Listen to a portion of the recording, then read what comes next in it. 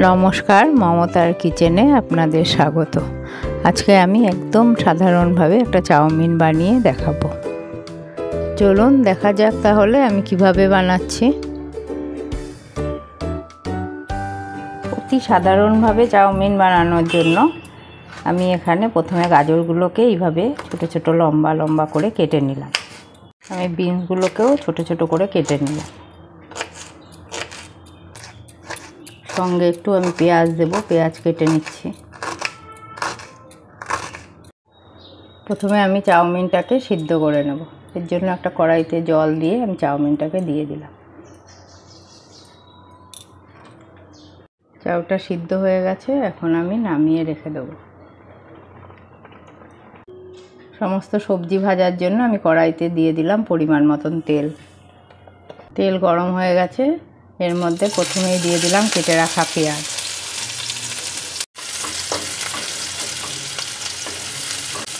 পেঁয়াজটা একটু হালকা ভেজে নিয়ে আমি সব সবজিগুলো ছেড়ে দেব। পেঁয়াজ হালকা ভাজা হয়ে গেছে, এখন আমি এর মধ্যে গাজর, বিনস এগুলো সব দিয়ে দেব।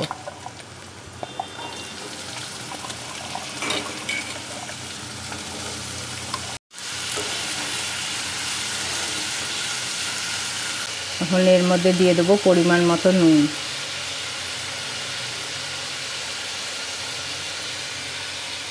নুনটা দিয়ে হালকা নাড়িয়ে সিদ্ধ হওয়ার জন্য একটু ঢেকে রেখে দেব।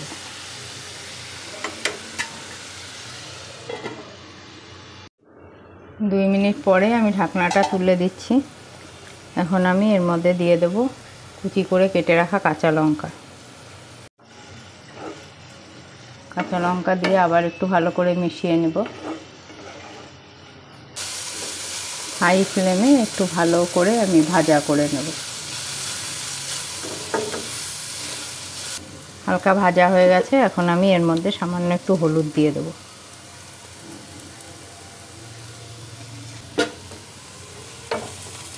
হলুদ দিয়ে একটু ভালো করে নাড়িয়ে নেব।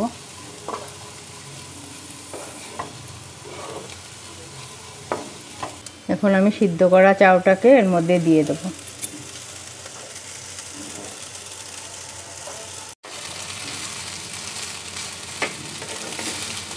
এখন আমি সবজির সঙ্গে ভেজে রাখা সবজির সঙ্গে ভালো করে চাউটা মিশিয়ে নিচ্ছি। এখন আমি একটা ডিম ফাটিয়ে দেব।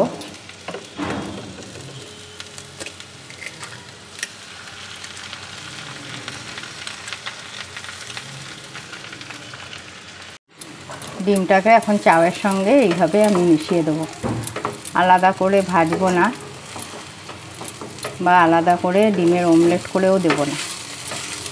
এইভাবে একবার চাউ বানিয়ে আপনারা খেয়ে দেখবেন, দারুণ লাগে খেতে।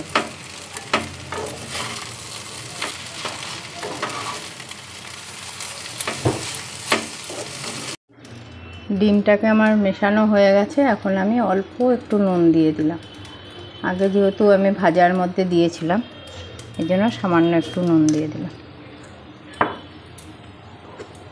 এখন আবার ভালো করে মিশিয়ে নেব।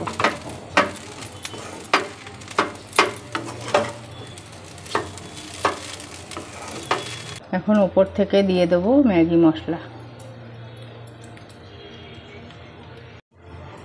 ম্যাগি মশলাটা দিয়ে ভালো করে মিশিয়ে নিই। আমার চাও একদম রেডি, এখন আমি একটা প্লেটে তুলে নেব।